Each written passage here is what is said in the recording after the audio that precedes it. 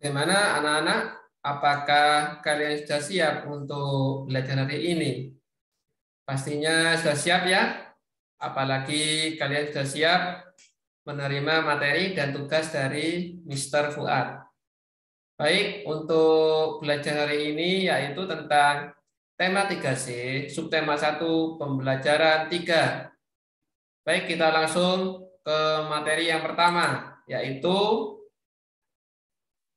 tentang proses pembuatan kertas. Sebelum ke materi, Mister mau bertanya kepada kalian ya. Kira-kira kertas itu terbuat dari apa ya? Ya, benar. Kertas terbuat dari kayu. Kayu adalah bahan dasar untuk membuat kertas. Pembuatan kertas dilakukan secara bertahap di pabrik. Kayu-kayu besar dipotong hingga sebesar korek api. Setelah itu, kayu dipanaskan hingga menjadi bahan lunak seperti bubur. Bubur inilah yang disebut bubur kertas atau pul. Selanjutnya, pul diberi pewarna dan disaring hingga kandungan airnya habis. Pul yang sudah kering meninggalkan ampas berupa serat selulosa yang saling terkait. Kemudian, serat selulosa ini digiling hingga pipi menjadi seukuran kertas yang diinginkan. Cobalah kamu menulis di atas kaca. Apakah hasil tulisanmu di atas kaca seperti di kertas? Pastinya tidak ya, karena kertas memiliki sifat dapat menyerap air. Kertas dapat menyerap tinta pulpen dengan baik. Dengan demikian, semua yang kamu tulis di kertas dapat dibaca dengan jelas. Jadi, kertas itu dapat menyerap tinta pulpen dengan baik. Karena kertas memiliki sifat dapat menyerap air. Baik, kita ke slide selanjutnya ya, yaitu bisa dibuka halaman 19 di buku Yudhistira ya. Bisa dipraktekkan di rumah percakapan antara Tika dan temannya ya, bersama bunda, ayah, atau kakaknya ya. Baik, di sini Mister akan membacakan bagian bawah itu ya.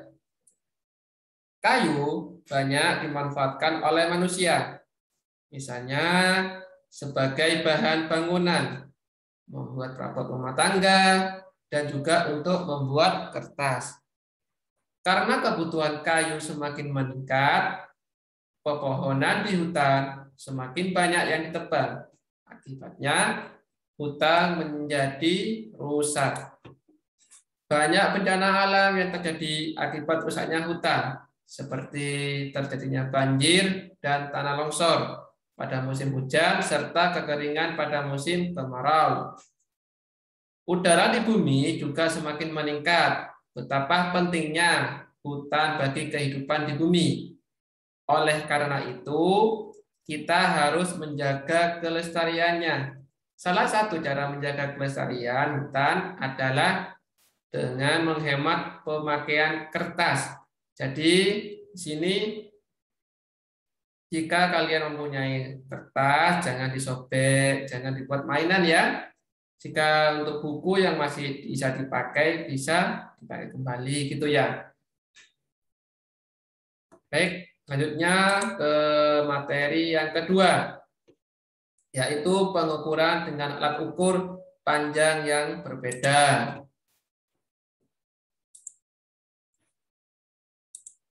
Yang pertama itu alat ukur penggaris. Jadi di sini penggaris itu dapat digunakan untuk mengukur panjang garis atau benda-benda yang ukurannya tidak terlalu panjang. Yang kedua itu penggaris bisa digunakan untuk mengukur panjang pensil, buku tulis, penghapus, dan sebagainya yang kalian ukur yang kemarin ya, tugas yang pembelajaran 2 ya. Yang ketiga yaitu hasil pengukuran penggaris itu ditulis dalam satuan milimeter, sentimeter, atau inci. Selanjutnya yaitu alat ukur meteran pita. Meteran pita dapat digunakan untuk mengukur bahan seperti kain atau anggota tubuh karena sifatnya yang lentur.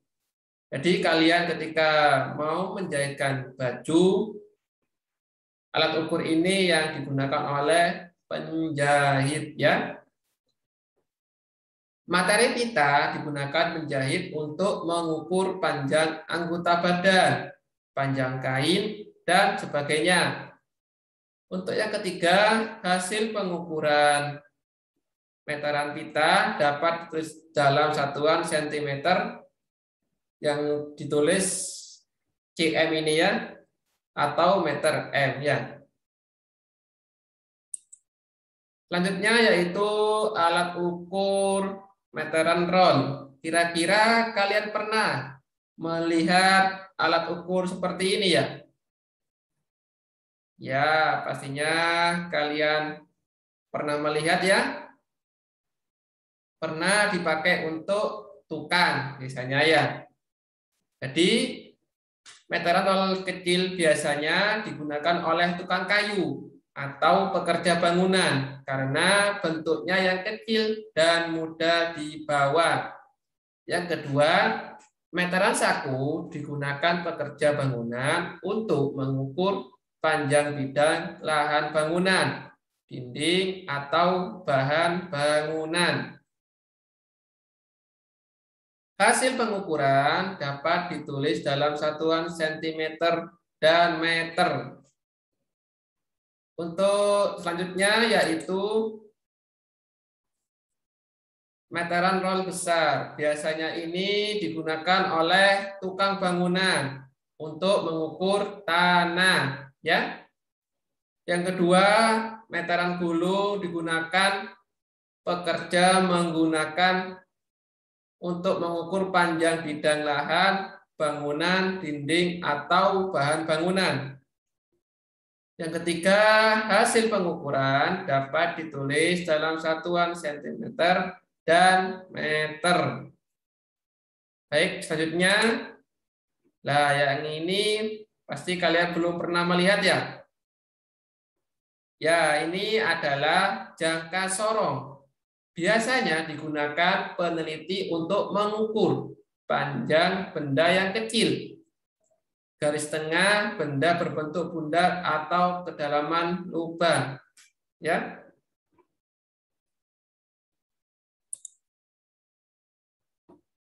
Selanjutnya kita memasuki tugas. Untuk tugas dikumpulkan hari Rabu tanggal 29 September 2021, bisa dibuka halaman 18 bagian ayo berlatih ya. Selanjutnya tugas dikumpulkan hari Rabu tanggal 29 September 2021 halaman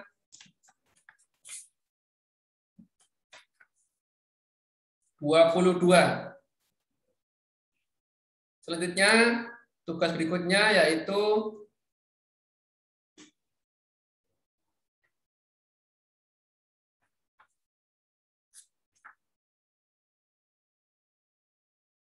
tugas berikutnya yaitu hari Kamis ya. Ini hari Kamis ya, bukan hari Rabu. Biar kalian tidak terlalu banyak tugasnya ya. Jadi tugas hari Kamis halaman 22 bagian bawah sendiri ya. Ayo lakukan. Ya. Baik, saya ulangi lagi ya untuk tugasnya. Untuk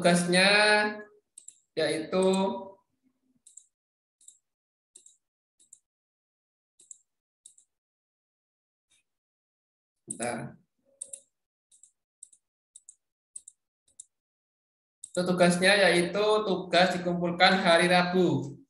yaitu tanggal 29 September 2021, yaitu bagian Ayo Berlatih halaman 18. Berikutnya, tugas dikumpulkan hari Rabu tanggal 29 September 2021, yaitu halaman 22. Selanjutnya, tugas dikumpulkan hari Kamis. Ini tugas hari Kamis ya.